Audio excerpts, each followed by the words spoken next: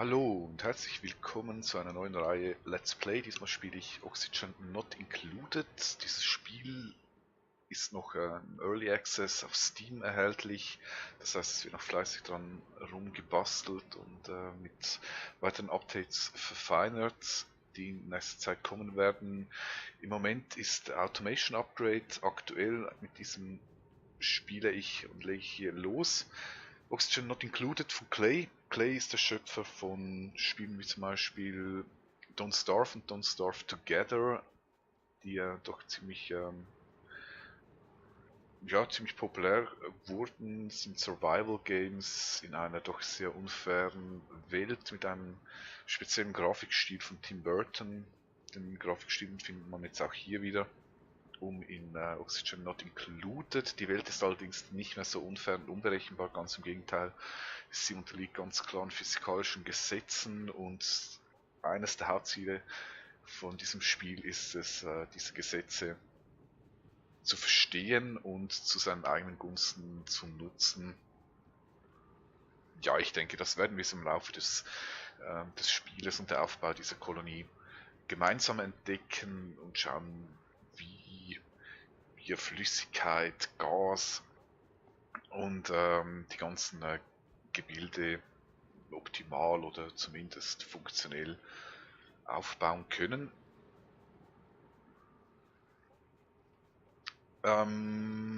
Ich habe das Spiel schon ein bisschen angespielt, das heißt, ich denke mal, die Startphase habe ich einigermaßen im Griff, die Basics auch. Interessant wird es dann so ein Midgame bis im Late Game, da kann ich mich definitiv nicht als Profi bezeichnen, noch nicht, ich hoffe es zu werden, vielleicht auch mit eurer Hilfe, also wenn ihr mitschaut, dann bin ich offen, schreibt Tipps in die Kommentare, Dinge, die wir ausprobieren können. Bin ich gespannt, wie es weitergeht. Wie gesagt, die Basics sind eigentlich relativ einfach. Danach, wenn es dann heiß wird in der Basis und Temperaturmanagement wichtig wird oder fortgeschrittene Technologien wie Öl oder die ganze Miniaturisierung, Automatisierung kommt, da habe ich noch keinerlei Erfahrungen. Bin ich gespannt auf eure Tipps. Ich hoffe, die kommen zahlreich. Ja, worum geht es in diesem Spiel? Ihr seht, das ist der Startbildschirm, bestehend aus einem Biodrucker. Dieser Biodrucker spuckt Duplikanten aus, 3 davon an der Zahl stehen davor. Das sind meine 3 Startduplikanten. Ich habe die Generierung dieser Duplikanten bereits schon abgeschlossen. Ich wollte euch da nicht langweilen damit, wenn ich jetzt stundenlang, na gut, waren jetzt nicht gerade Stunden, aber zumindest minutenlang mir eine Startcrew zusammenstelle, die mir passt. Ich bin ein bisschen kompromisslos, wenn es um die ersten 3 Duplikanten geht. Die sollen dann schon ein bisschen stimmig sein. Schauen wir doch mal schnell an. Was können diese 3 Duplikanten? Mir sind da vor allem 3 Skills oder Bereiche wichtig, wo sie arbeiten können. Das ist zum einen Kochen. Ich brauche einen Duplikant, der gut kochen kann, weil mit leeren Tellern werden die Duplikanten gestresst. Wenn sie gestresst sind, dann sind sie nicht mehr sonderlich kooperativ. Ich habe hier den Hassan mit Kochen 7. Der soll auch ganz gezielt und als einziger die Kochmaschinen bedienen. Ghostman hätte Kochen 2 so als Alternative, ist aber natürlich deutlich schlechter. Der Skillwert sagt einfach, dass dieser Duplikant ein bisschen schneller ist. Wenn es ums Kochen geht, und dadurch recht viel zusammengefressen wird, macht es Sinn, wenn sie schnell kochen. Dann Kunst möchte ich auch von Anfang an einige Kunstwerke generieren können, die auch einen ordentlichen Dekorwert generieren. Dekor ebenfalls wichtig, um den Stressfaktor der Duplikanten zu senken. Großmann ist Künstler mit 7, Hassan hätte zur Alternative noch 5, ist auch okay. Aber auch hier sage ich, Ghostman soll als einziger Kunstwerke erschaffen und zum Schluss natürlich Forschung, auch wichtig, damit das ein bisschen effizient über die Bühne geht. Da habe ich den Rowan mit Lernstufe 8, das ist ganz solide. Und die anderen, ja, waren mir jetzt für den Start noch nicht so wichtig. Ist klar natürlich, dass Dinge wie Graben, Bauen, vor allem in der Startphase sehr attraktiv sind, damit es da vorwärts geht, weil vor allem mit der Anfangsphase werden wir sehr viel graben müssen. Zum einen, um an Material zu kommen, zum anderen aber natürlich auch, um entsprechenden Platz zu haben, um Gebäude und Höhlen zu errichten. Ja, worum geht es im Spiel? Wie bei Don't Starve, es geht uns zu überleben. Unsere 3 Duplikanten können sterben. Sie werden dann noch weitere Duplikanten bekommen mit der Zeit, die sie unterstützen. Überleben bedeutet in diesem Höhlensystem, ich weiß nicht genau, wo spielt dieses Szenario, ist es irgendwie ich habe mal irgendwas gehört von einem Asteroiden, entsprechend habe ich die Kolonie jetzt auch Deep Space Colony genannt, könnte genauso gut irgendwo tief im Erdreich sein, keine Ahnung, ist ja auch egal. Kurzum gesagt, Sauerstoff ist eines der wichtigsten Punkte. Ohne Sauerstoff, ohne was zu atmen, sterben die Duplikanten. Deshalb heißt das Spiel ja auch Oxygen Not Included. Zu Deutsch Sauerstoff nicht inkludiert. Ja, klingt ein bisschen blöd, ist aber so. Also müssen wir darauf achten, dass Sauerstoff vorhanden ist. Es gibt natürlich noch andere Gase. Wenn ich jetzt hier in Startposition mal umschaue, habe ich hier eine Sauerstofftasche hier ebenfalls. Hier ist ein Vakuum, da ist gar nichts drin. Hier gibt es Kohlenstoffmonoxid und kann dann auch immer schön sehen, Temperatur, Dichte, das ist jetzt nicht atembar. Was haben wir hier? Wasser, Sauerstoff. Eine Starttasche ist natürlich auch mit Sauerstoff gefüllt, damit sie nicht gleich sterben. Ebenfalls Sauerstoff. Es gibt diverse Overlays, die das hervorheben können. Also es sieht eigentlich ziemlich angenehm aus vom Start Sauerstoff. Ich werde nicht sofort selber Sauerstoff produzieren müssen, sondern kann erstmal den bestehenden nutzen, und dann gibt es noch diese Oxidit-Erze, die wiederum Sauerstoff produzieren, die bauen sich aber über die Zeit ab, relativ schnell eigentlich, und spätestens, wenn der letzte Block weg ist, besser schon vorher, sollten wir eine eigene Sauerstoffproduktion am Laufen haben. Hier sehe ich gerade etwas Lustiges. Hier gibt es wirklich eingebaut 1, 2, 3, 4, 5, 10 Blöcke Oxidit. Das ist ja ganz interessant. Ja, finde ich toll. Dabei würde ich mir Zeit lassen können mit Sauerstoffproduktion. Hier einfach einen Gang hinbauen, damit es sich von selbst abbaut und meine Korridore und Räume mit Sauerstoff flutet. Ja, das ist das eine. Das andere ist Temperatur, habe ich schon angekündigt, das wird in so Mid-Late-Game wichtig. Im Moment ist alles im grünen Bereich in der Startposition. Die Basis heizt sich zunehmend auf mit zunehmenden Geräten, vor allem so im Kraftwerkbereich, aber auch andere Maschinen sind da nicht sehr förderlich für eine gute Raumtemperatur. Damit gilt es dann umzugehen. Im Moment noch kein Thema. Hier sieht man dann auch schon eine neue Biozone oder ein neues Biom angrenzend an die Startphase. Das ist schon deutlich wärmer bzw. schon heiß mit 34,5 Grad. Und dann ebenfalls, hier wird es bestimmt auch kommen, es ist eigentlich jeweils die Startposition ist so ein kreisförmiges Gebiet, das moderate Temperaturen aufweist. Und dort werde ich sicher auch den Hauptteil der Basis hinbauen. Gut, der Rest schauen wir dann später an. Was noch wichtig ist, Keim-Overlay, das wird jetzt hier gleich dunkel. Dafür sieht man die Keime besser. Mit großer Freude stelle ich fest, es ist im Moment kein einziger Keim zu sehen. Es ist wichtig, auch mit diesen Keimen umzugehen, weil eine verseuchte Kolonie ist auch nicht sonderlich gesundheitsfördernd, und Duplikanten können sterben an Krankheiten.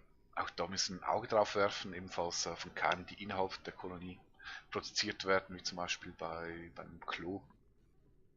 Da achten wir darauf, dass die Hände gewaschen werden, ja. Das habt ihr schon von euren Eltern gelernt, nach dem Klo Hände waschen. Das gilt auch für unsere Duplikanten. Sehen wir dann später. Gut. Ich denke, das reicht mal so zu den Startworten. Legen wir doch einfach mal los. Zyklus 1.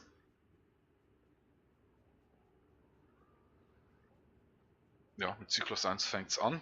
Ich werde jetzt mal in beide Richtungen ein bisschen graben lassen, um zu sehen, was mich da erwartet.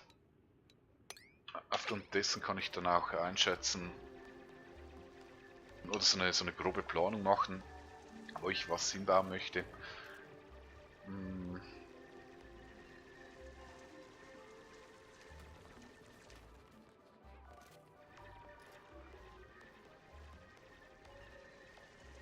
Ja, was soll ich sonst noch sagen?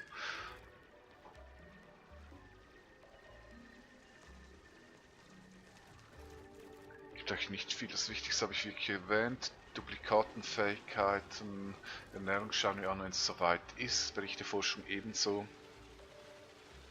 Die Vegetation hier oben ebenso, wenn es soweit ist. Ja, ich konzentriere mich jetzt wirklich mal auf die erste Grobplanung. Wie gesagt, hier hinten ist ein neues Biom, habe ich ja vorhin schon gesehen. Man sieht, es wird zunehmend wärmer. Bis heiß. Wow. Wir sind schon bei 44 Grad hier hinten.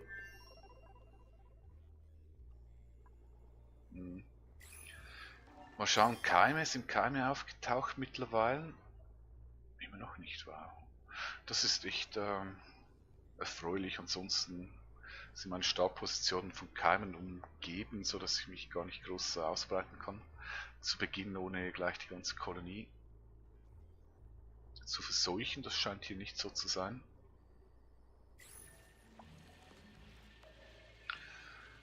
Okay. Ja, ich denke, das reicht mal so für den ersten Eindruck.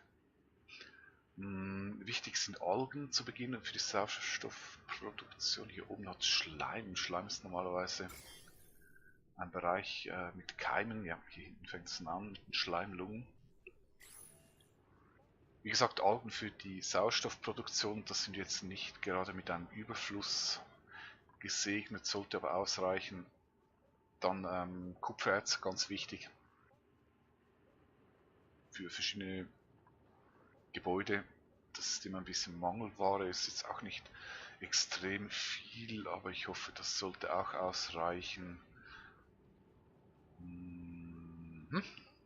Gut. Also ich mache hier mal eine ganz grobe Planung zu den einzelnen Höhlen, die ich bauen werde, die dann zu Räumen umfunktioniert wird. Ich habe mich ja so ein bisschen geeinigt, 14er in der Länge und 4 in die Höhe. Scheint mir ein ziemlich gutes Maß zu sein zum Beginn. Das heißt, ich werde wohl den noch wegmachen. Dazwischen jeweils drei Platz zum einen um eine Leiter nach unten zu bauen und rechts und links der Leiter ein bisschen Platz, damit die ganzen Gasflüsse in der Basis, vor allem die Sauerstoffflüsse, deutlich besser fließen.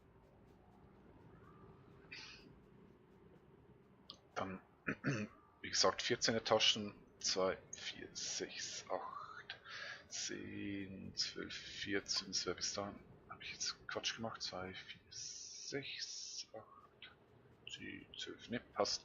Dann habe ich hier hinten noch ein bisschen Platz, ist zwar schon ein bisschen heißer dort, aber dann kann ich da hinten noch wunderbar, naja, das passt schon, ein Stromnetz hochziehen mit Starkstromleitungen. Scheint mir auch sehr praktisch. Ne, mache ich jetzt hier Quatsch. Also es wäre hier 2, 4, 6, 8, 10, 12, 14. Zack. So. Wer sich wundert über meinen möglicherweise nicht ganz geläufigen Dialekt, ich bin ganz einfach Schweizer, der es hier auf Deutsch versucht. Ich hoffe, ihr versteht es trotzdem. Wenn nicht, habt ihr halt Pech gehabt. So. 14, wunderbar. Dann gibt es hier noch eine Leiter. 2, 4, 6, 8, 10, 12, 14. Et voilà, passt ziemlich gut so. So werde ich das bauen. Entsprechend werden jetzt die Aufträge zum Spähbuddeln, sage ich mal, gelöscht. Und ich beginne mal mit den wichtigsten Buddeleien für die wichtigsten Gebäude. Zu Beginn natürlich klar, es wird hier oben immer ein bisschen hingewiesen. Klo, ja, die haben Duplikanten müssen sich irgendwo erleichtern, haben sie kein Klo, dann sage ich das diplomatisch, fällt mir nicht sein, machen es undiplomatisch, sie pissen ganz einfach mitten in die Kolonie und das ist nicht wahnsinnig attraktiv, weder für die Keime noch für die ganzen Deko-Werte, noch für die Gesundheit der Duplikanten. Entsprechend gibt es ein Klo. Zum Klo braucht es eine Wasserversorgung, habe ich auch schon erwähnt. Sie sollen sich gefälligst die Hände waschen. Ich will nicht, dass sie zu wandelnden Seuchenherden werden und mir die ganze Kolonie verstinken. Jawohl, Ordnung muss sein.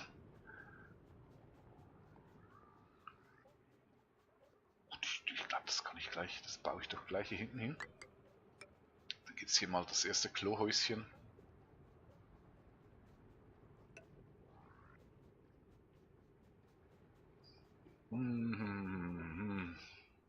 Ja, es ist nicht gerade optimal.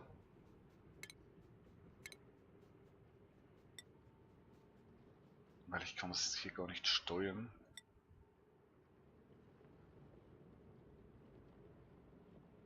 Nee, ich kann das hier echt nicht steuern.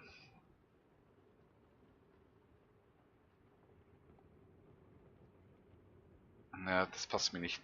Nee, ich mache hier kein Klo hin. Vorerst wird hier nur die Wasserversorgung sein.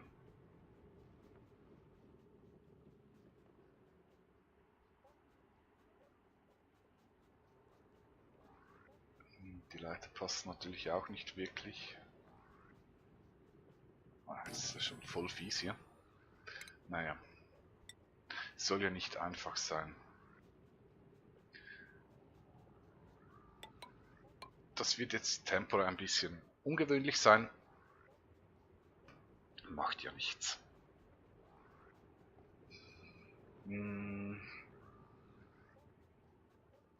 Zwei, ist okay so.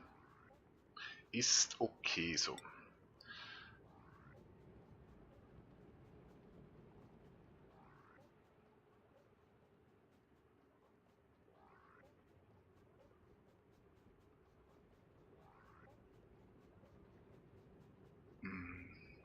Ja, ich überlege mir gerade, weil hier muss auch ein Waschbecken hin, damit sie nicht mit ihren verschmutzten Händen die Keime ins Frischwasser bringen. Da muss ich dann auch irgendwie noch ein bisschen was zusammen improvisieren.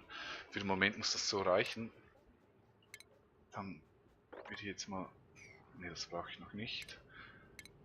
Das reicht so.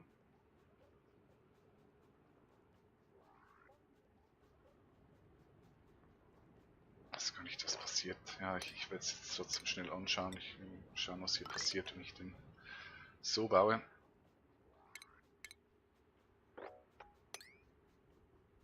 Mit 2 sollte eigentlich machbar sein.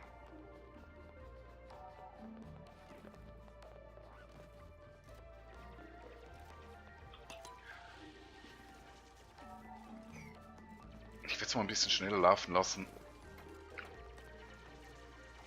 Denn so spannend ist jetzt die ganze Budelei auch wieder nicht. Bedeutet dann auch, ich baue hier das Klo hin. So. Was ich jetzt gerade im Schnelldurchlauf gesehen habe, das war ein Hatch. Sehen wir jetzt hier gleich, ich mache schnell eine Pause. Das sind diese Viecher, die graben sich ein. Wenn sie ausgegraben werden, finden sie das nicht so toll. Und greifen dann die Duplikanten an. Wie jetzt Hassen, der das Glück hat und der hier schreiend davonläuft.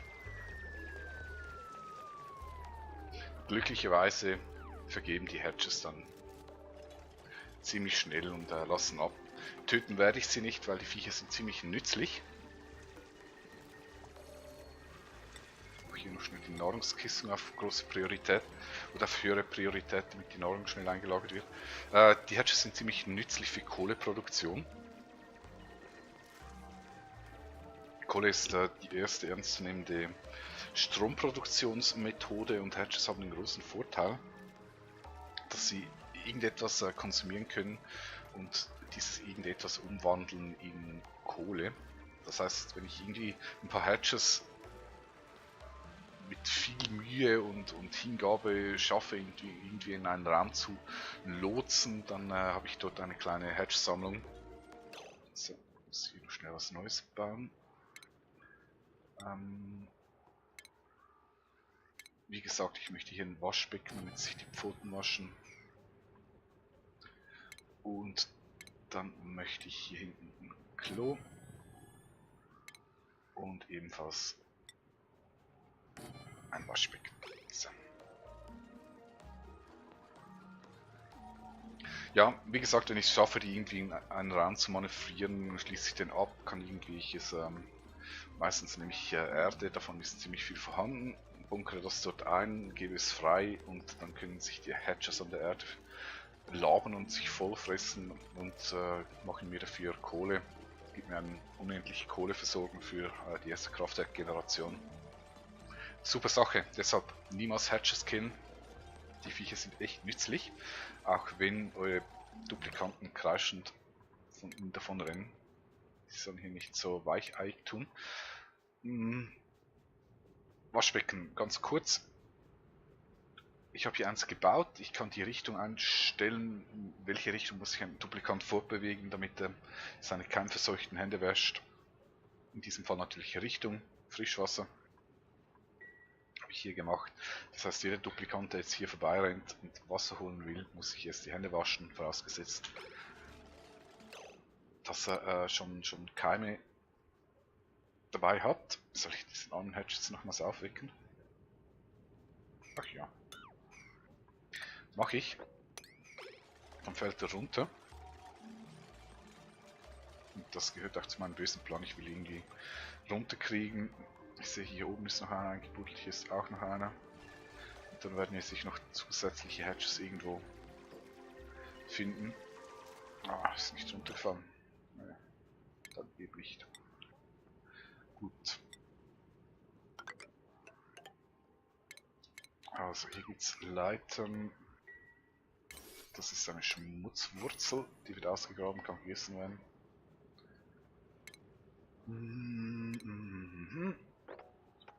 Ich denke mal, so ordnungstechnisch wäre es gar nicht schlecht, hier auch noch erste Container hinzustellen. Ich mache jetzt hier mal eine ganz kurze Grobplanung.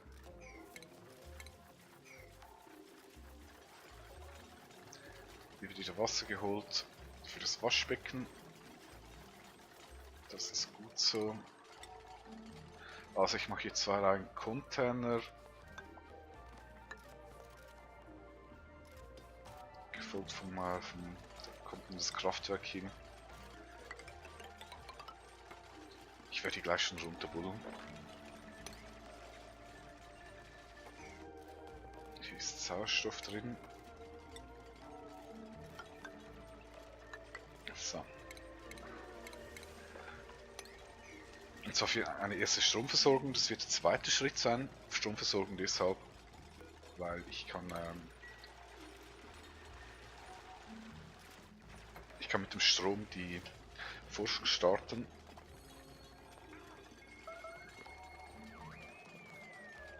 Ei, jetzt hat er schon wieder den Hatch geärgert. Mann, Mann, Mann, dieser Hassan.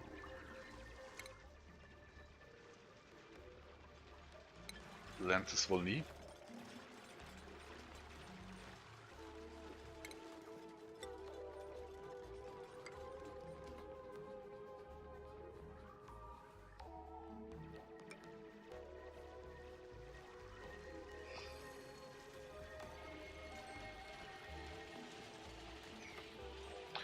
Ja, mal ein bisschen beschleunigen.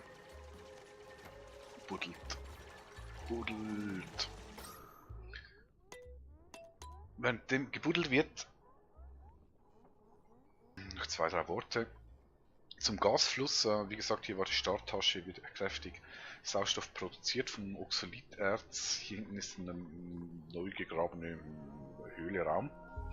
Der füllt sich jetzt langsam mit Sauerstoff. Aus diesem Raum wird deshalb auch immer hellblauer. Und was wir hier unten haben, das rote, das ist Kohlenstoffdioxid, das ist nicht atembar. Kohlenstoffdioxid ist schwerer als Sauerstoff, entsprechend der Sauerstoff immer über dem Kohlendioxid. Ja, das wären schon Zyklus 1 gewesen. Die Duplikanten haben jetzt gerade genächtigt. Noch ohne Betten, da schlafen sie einfach, wo sie gerade sind. Und somit Tag 2. Schon kräftig das Klo genutzt. Schaut euch mal den Gesichtsausdruck an, wenn er rauskommt. Da ist die Erleichterung spürbar durch den Bildschirm. Hände wird gewaschen. Sehr gut, braver Duplikant.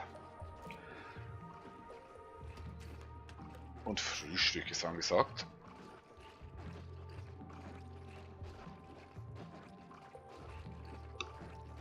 Scheint ihnen zu schmecken. Am Anfang sind sie noch nicht wahnsinnig. Also mit -2 Ernährung sind sie zufrieden.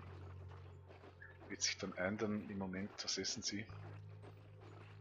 Nährstoffriegel -3. Also ist eigentlich bereits schon unter ihren Erwartungen. Trotzdem ist es halt, hält sich der Stress in Grenzen. Guck mal. Stress. Ja, sie haben natürlich noch den Start-Buff. Neue Hoffnung. Also im Moment noch alles gut.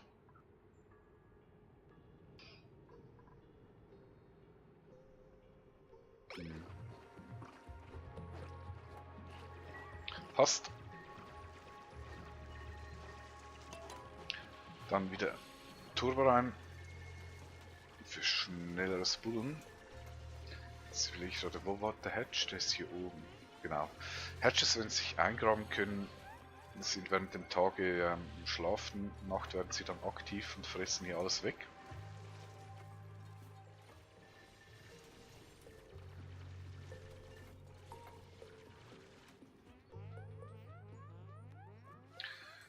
Ja, ja. Sieht natürlich auch Kohlendioxid, wie gesagt, ist nicht atembar, die rennen hier runter, halten die Luft an. Sobald die Luft ausgeht, müssen sie wieder rauf in einen Bereich mit atembarer Luft. Gut, gut. Also, es wurde gebaut, was ich wollte. Ich baue hier mal 4 Lager und dann geht's los mit Strom. Strom wird zu Beginn noch ganz einfach gemacht.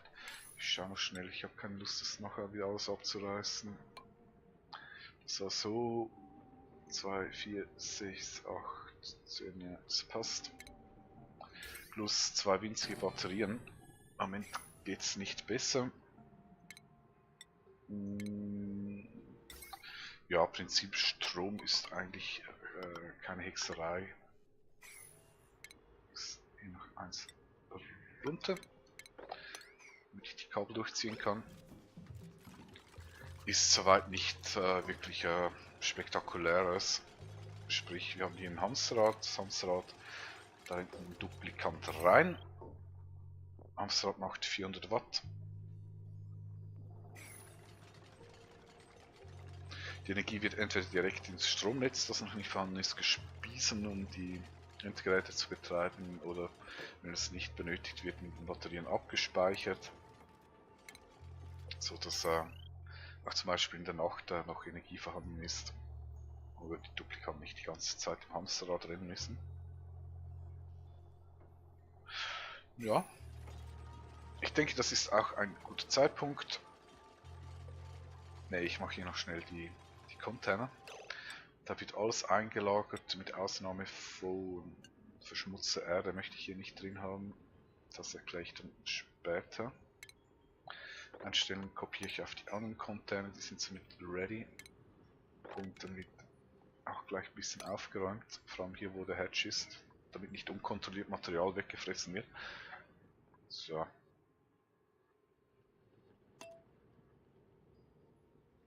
Passt. Gut. Soweit Episode 1 ist schon vorbei. Läuft wirklich schnell in diesem Spiel. Ich hoffe, ihr hattet Spaß beim Zuschauen. Wie gesagt, Tipps willkommen. Kommentare auch. Vernichtete Kritik wird mit Ignoranz bestraft. Ne, wenn sie gerechtfertigt ist, könnt ihr natürlich auch Kritik anbringen, aber macht es bitte sachlich. Ich spiele zum Spaß und nicht um mich hier beleidigen zu lassen. Ich denke, das ist mal anstand. Ich schließe hier die Episode. Wünsche euch noch viel Spaß bei was ihr auch immer noch vorhabt heute. Nächste Episode kommt bald. Ich hoffe, ihr seid wieder dabei. Bis dann. Tschüss.